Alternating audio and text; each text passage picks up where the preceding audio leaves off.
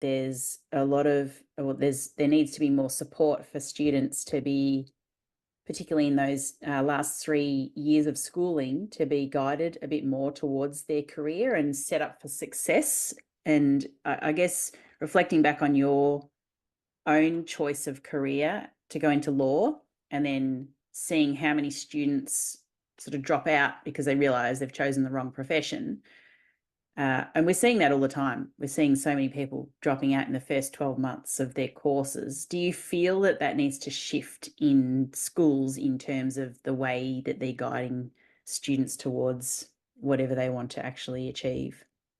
Yeah, I do definitely think that there needs to be change, and probably not in the typical ways that you think. Like there needs to be more support. There could always be more support, but I think it's actually the messaging again, coming back to needing to guide these teenagers, in their formative years. Like, how is a 15-year-old supposed to decide what they're going to do for the rest of their life? I didn't know. I just, as you heard from my story, I quite organically ended up where I am today, and I don't know where I'm going to be in 5 years' time. But I'm perfectly okay with that. But that would cause a lot of people quite a lot of anxiety, I imagine.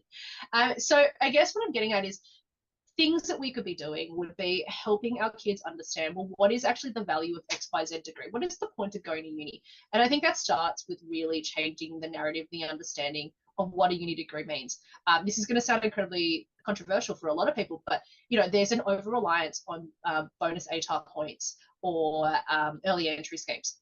Especially by the private schools, and the vast majority of our clients are from independent and private schools.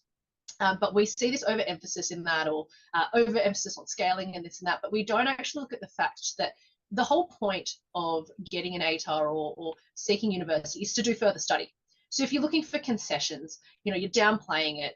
Like, is your child really being properly prepared for universities? And, I've heard remarks going like, they should really lower the ATAR, all that kind of thing. And look, like, there is a standard that universities have.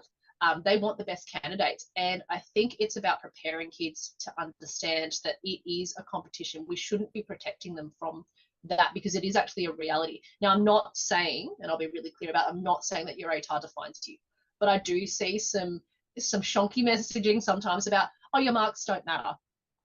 School doesn't matter. And then they're surprised simultaneously when young people like, oh, well, I don't need to study then, because that's what they've heard. But then you're like, oh, why are you not studying? Why are you not motivated? All that kind of thing. Why are you not, putting in the work to work consistently? Well, you just told me school doesn't matter.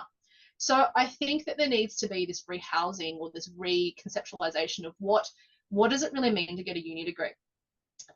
If you're going to be going through, and I put it this way to our students, you're going to be going through your HSC or your IB or your VCE. You're going to get to that point, and then